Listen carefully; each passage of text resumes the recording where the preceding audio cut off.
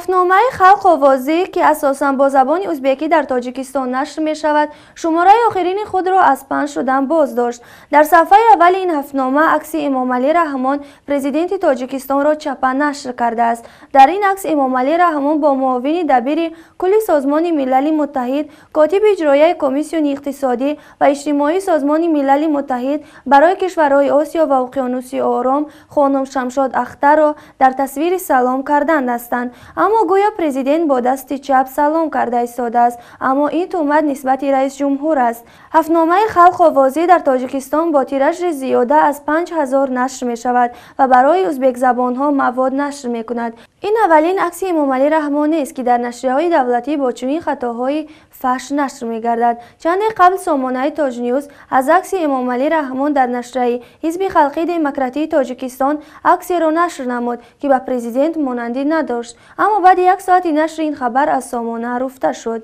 نشر آخرین خلق آوازی بنا به یک منبع معتمد با دستور دستگاه اجرایی پرزیدنت از پنج شدن مصادره شده است، اما یک قسمی نشریه الکی به دست مشتریان رسیده است.